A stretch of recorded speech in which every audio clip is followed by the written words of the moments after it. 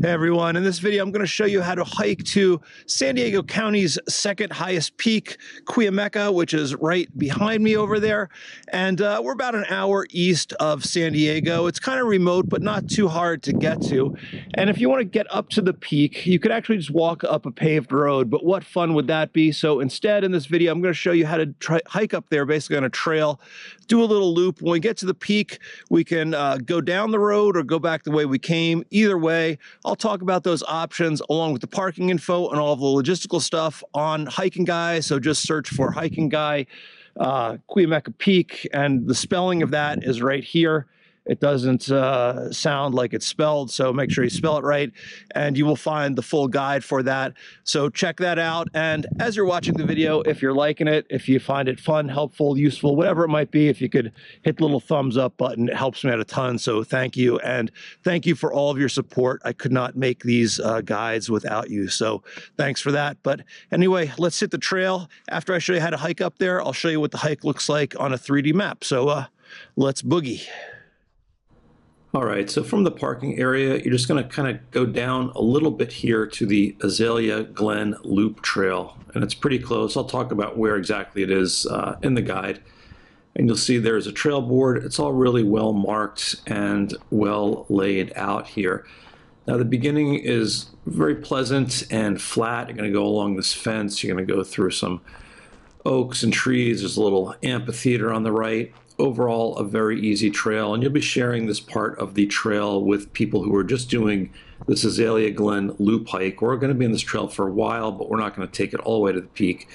But you can see there's some little bridges and nice views of Stonewall Peak, which is right up there. That's another great hike. I have a video and guide for that on Hiking Guy as well, so if you're here, you can check that out. When we get to this split, there's the Paso Loop on the right-hand side. We're not going to take that, but you can see the trails are all well marked with these trail posts. Pretty easy to follow, but we're going to go left and continue hiking here. And then we're going to come to a trail coming in from the left, and this is actually the other end of the Azalea Glen Loop Trail. So if you're actually going to do that trail, you would loop around and come right back out here, but we're not. Instead, we have more little cute bridges to go over as we continue on this section here. Now this is where the Paso loop comes back in on the right. That was the one we saw earlier. It's just a short loop trail. And we're going to bear left and stay on the Azalea Glen.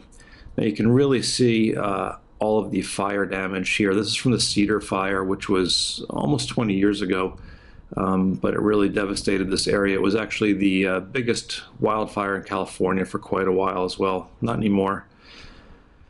At this junction, this is the California Riding and Hiking Trail. We're going to keep going straight on Azalea Glen, but you can see this goes down there. And that's an interesting trail. It was actually going to be a 3,000-mile loop that went from Mexico to Oregon and back, but it didn't all happen. And I'll talk about that in the guide as well, a little bit of the history. But instead, we're going to keep going straight on Azalea Glen and start heading uphill. You can see it's pretty shaded. There's a little stream here that runs sometime. And all of the kind of crazy intersections from those little loop trails in the beginning are gone. But we do have an uphill. It's a little bit rocky. You can see how it is here. Not too crazy. Definitely not the rockiest trail, but pretty typical of San Diego County, these rocky climbs here. Now, when we get up to the Azalea Spring Fire Road, we're going to counterintuitively go right. And if you look off to the left, we're going to see Cuyamaca Peak, but instead we're going to go right, and we're going to kind of go away from it and around it, around to the north. In the distance there, you can see Middle Peak right there, and then past that, there's another one with antennas. That's North Peak. Now after just a little under half a mile, we're going to look for this trail turn off on the left. This is easy to go past, so make sure you keep your eyes open.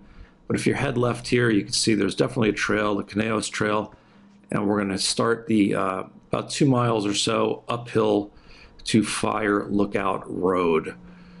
And this is, again, a well-marked trail, easy to follow. We're going to climb. It's going to be steep in the beginning, kind of straight up and rocky. But after a little bit, we're going to get some switchbacks. And there's, I don't know, maybe a dozen switchbacks altogether, but it makes it a little bit easier to climb as we go up here. But it is steep, you know you are going to the second highest point in San Diego, so it's not going to be a total cakewalk. And eventually you're going to come out of the scrub. You can see Granite Mountain over there in Anza Borrego. There's Middle and North Peak directly north of us here. You can also see the little pine trees coming in as we get higher up. And as you wrap around the west, you can see Monument Peak over in the Laguna area, and then Whale Peak in Anza Borrego, that prominent one off to the left there. Really, really beautiful views as we come around. But eventually we're going to go into some bigger pine trees, which you see here. And it definitely has more of a mountain feel. And after 2 miles, like I said, we're going to get off the Conejos Trail. We're going to get onto the paved road for the final little stretch up to the summit. We're going to make the right on the paved road and continue up this very steep road. I can only imagine how tough this would be on a bike or something. It's tough to walk. But anyway, it's not a short, or it's not a long stretch on there, but eventually you're going to pass some radio towers and you're going to get to the summit area, which is right here. And there's usually some summit signs you can take pictures with, and the views are spectacular. I mean, on a clear day, you could see Coronado Islands, San Jacinto, pretty much everything from up here. So soak in the views. If you do go over by the radio towers, just be careful. A lot of that's private, and I know people are discouraged from doing that. But anyway, once you've had your fill up here, we're going to head back down, and you can either get back on the Conejos Trail, which is where we came on right here. That's where we just came out earlier. Or you can go straight if you just want to get back to the parking lot. The best move is just to go straight down the paved road, and we're going to cut into the campground towards the end. But you're going to get some nice views as you go down here. There are some junctions with dirt roads. We're just going to go straight on the paved road, not getting off on any dirt road or anything for a while until you almost get all the way down to the bottom. There's Stonewall Peak in the distance, but when we get down to the bottom and you start to see the cabins of the campground, we're going to make the quick left onto this little connector trail. That'll bring us back into the campground. We're just going to take the road back down to the entrance, and that's it. All right, let me show you what this looks like on a map here, 3D map. We're going to do this counterclockwise. This is Azalea Glen up here, and then we go to the peak, and we're going to bop down on the Fire Road. Now, the start of it can be a little bit tricky. There's a lot of nooks and crannies here in this campground, but when you pull in, you make the hard right, and this is the day use parking area, and then you just go back to that intersection, and then this is where we started Azalea Glen, where that big sign was. Now let me scooch this around a little bit here. We're going to meander around. This is where all those bridges were. Here you can see the Paso Loop Trail. We're going to go around over here, and this is I think the California hiking trail. But eventually we're going to pass all those junctions, stay on Azalea Glen, and start climbing up. This is where that stream was, and then we're going to get up to the Azalea Spring Fire Road. This was that short section on the Fire Road, just under half a mile. Then we make that hard left onto the Conejos Trail. Here are those switchbacks that I mentioned, and then this is the part where we're going to follow the edge and get all those spectacular views. If I bring this around, there you can see the views in the distance as we wind around over here. Eventually we come out at the Fire Road. Here's a flat satellite picture of all those big pine trees. Come out on Fire Lookout Road and then climb up and eventually reach the summit over here. Now I mentioned there were some radio towers over here. Traditionally, people have gone over here, and there's the old foundation of a fire tower that was here, but I know the park is discouraging people from going over there. So if you do go over, just be respectful of the antennas, which are private property.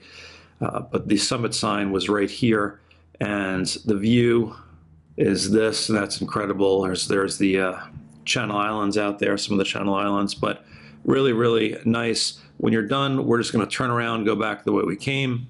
From the peak here, we get back down to that intersection with the Conejos Trail. This is the way we came up, so you can go back down this way, or you could do what most people do and just cruise down the paved Fire Road. This is that junction. Here's some little trails coming off. We're not going to take any of that. We're basically going to go straight down here, And this was that little cutoff that brings us into the campground. When you get around here, you're going to see some cabins around there. You can just go this way too. You'll go around the service area and you'll come back to the road and you can just walk up. But it's easier just to cut through and then get on the road through the campgrounds and back down to the parking area. And that is the hike.